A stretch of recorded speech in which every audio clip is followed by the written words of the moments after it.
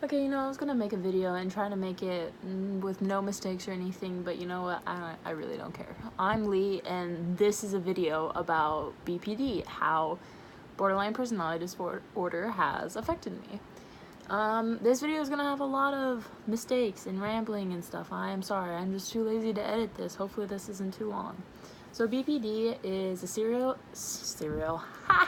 it's a serious mental illness. It has unstable moods, bad toxic relationships, self-image problems, and bad behavior.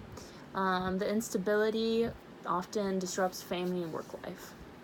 So BPD is not characterized, it's not diagnosed at a young age, because BPD usually affects young adults.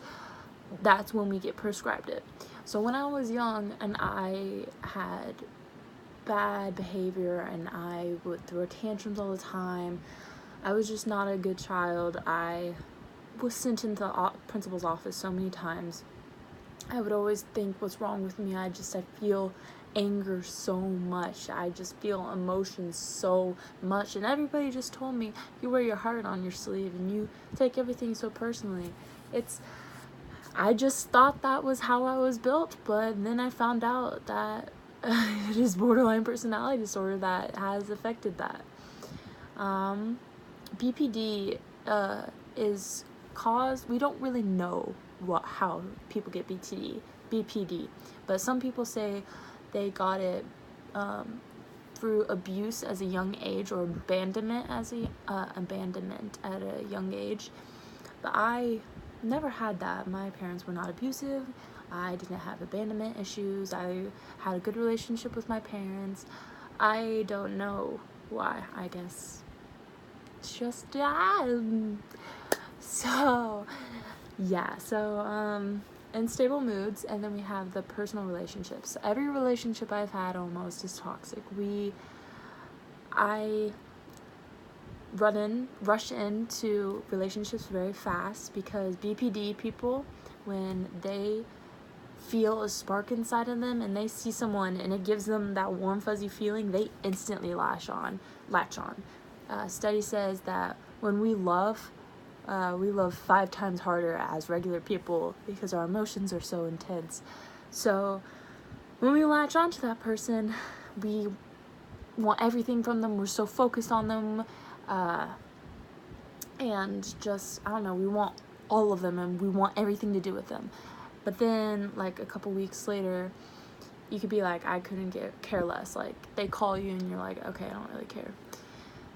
And we don't have control over it. It's just our mind, and it has ruined a lot of my relationships, and I have tried so many times to get better, but it is hard, since it is my own mental stuff that is doing this to me. So I am learning and adapting. And then self-image. Ever since I was young, I was always fat. I guess, as a kid.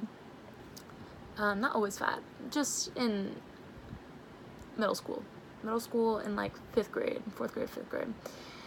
So that's when I was like gaining weight, and I didn't think I was the prettiest. I didn't think I was the slimmest either. But all the hate that I got from my friends did affect me. I didn't have a lot of friends in elementary school. A lot of people left. A lot of people lied to me. I got bullied a lot. I did get bullied a lot in middle school and in elementary school, which maybe affected it, but I don't know.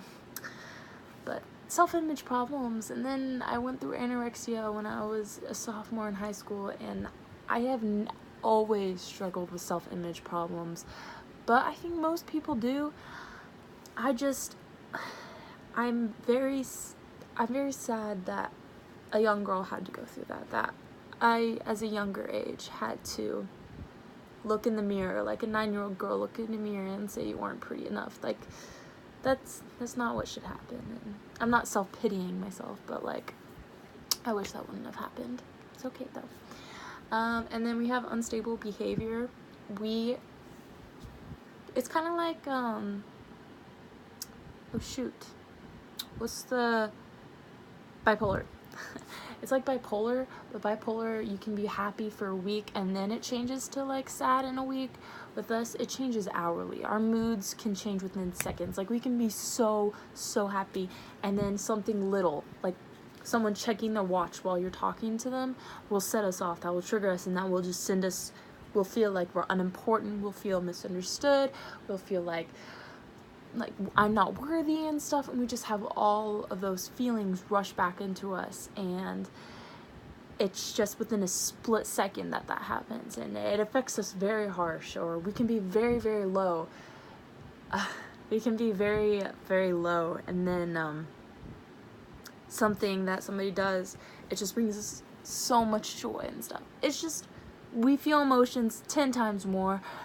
We sway on like really high, really low. We go all the way. Normal people just stay in the middle and do here. No. We go to the extremes, and we can't control it. There is medicine to treat mood stabilizers, but yet that can only work so much. So the borderline personality disorder, to be diagnosed, you have to, there's 5 requirements to have BPD. So, okay, fear of abandonment, unstable relationships, unsustainable self-image, impulsive destructive behaviors, oh god, we need to go on that one, self-harm, extreme emotional swings, chronic feelings of emptiness and depression, and explosive anger. And holy crap, guess what? I fit all of them.